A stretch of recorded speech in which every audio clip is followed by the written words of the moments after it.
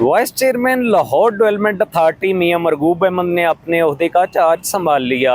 Director general LDA Tahir Farooq ने vice chairman को खुशामदीद कहा।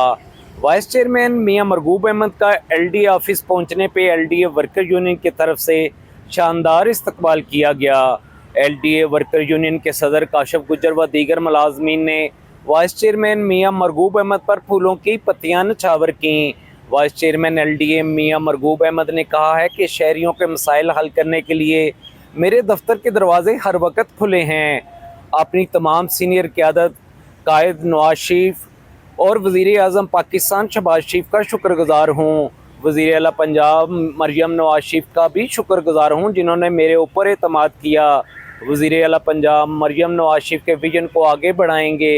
मुलाजमीन पूरी मेहनत से काम करें।